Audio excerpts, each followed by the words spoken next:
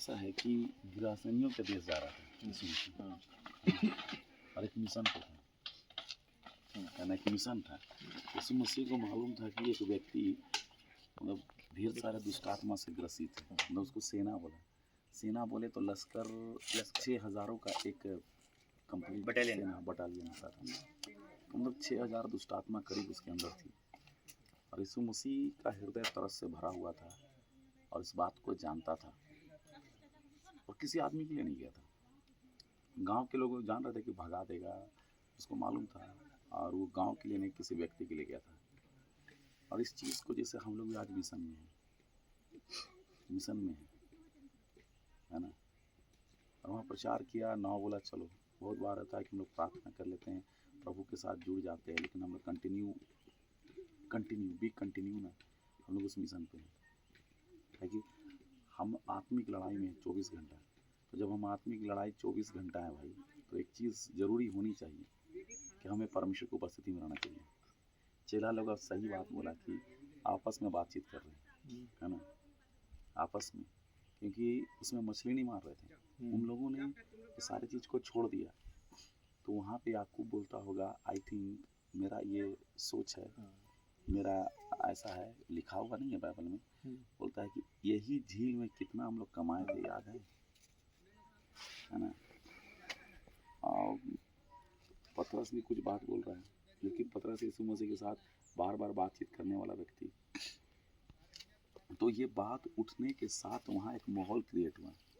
मती भी बोलता है कि हम भी भाई ऐसा थे, तो वो फलना भी बोल रहा है, हलफाई का पुत्र भी कुछ बोल रहा है, सारे कुछ ना कुछ बात कर रहे हैं। लेकिन यीशु मसीह इस चीज़ को देख रहा था कि इतना बड़ा काम आगे लगा हुआ है, लोग ना, हाँ, मिशन को नहीं देख रहा है, लोग ना अपने पुराने बातों में इंजॉय करने लगे।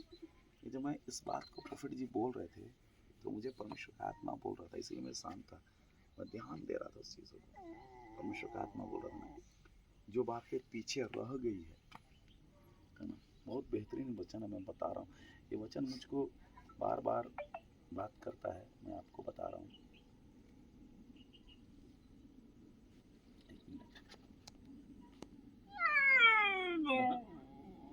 ये लोग भी आशीष पा रहे हैं। ऐसी आवाज अभी तो नहीं सुनी हमने, ऐसी बातें जल्दी बताओ। हाँ।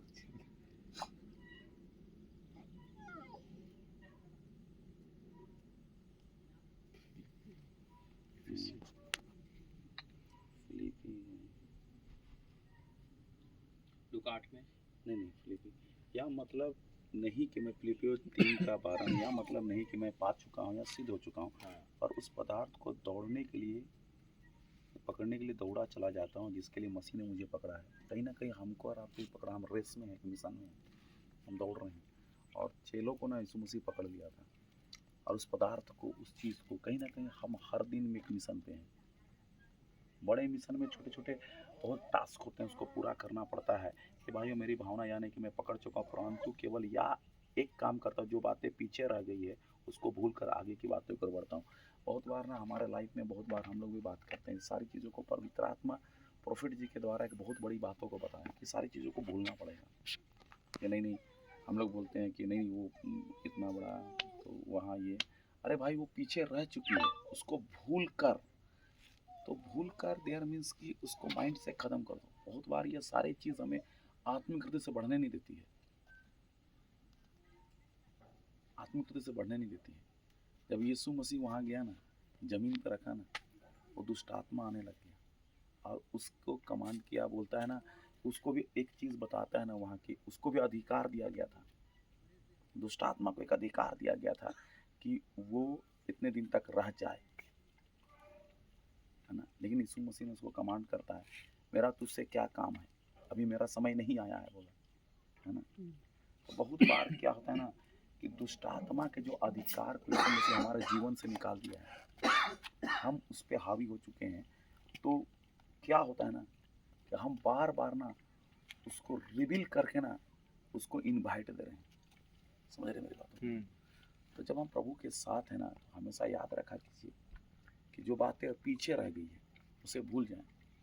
अरे ब्रांड न्यू है हम, यीशु मसीह रिपेयर नहीं किया, एक जीन्स यहाँ फट गया ना तो यहाँ सिलाई करके डिज़ाइन नहीं बनाया, है ना, इसको उतार दिया, ब्रांडेड नया लगाया, ये चीज़ है। तो ब्रांडेड चीज़ों में फुटपाथ की बातें नहीं होती, ब्रांडेड चीज़ों को फुटपाथ से तुलना नहीं की जाती। हमारा जीवन क्या था ना कि जब हम पढ़ते हैं तो बोलता है कि हम निर्बुद्धि थे, बलहीन थे, उसके लास्ट में लिखता है ना, और हम तुच्छ थे, मुझे लगता है कि हम उसके लायक नहीं, तुच्छ के लायक नहीं थे, मतलब इतना मतलब अपना जगह था। लेकिन आज परमेश्वर का बड़ा अनुग्रह है कि हमारे साथ यीशु है, हम उसको कदर करें। चेला उसको ऑनर नहीं किया।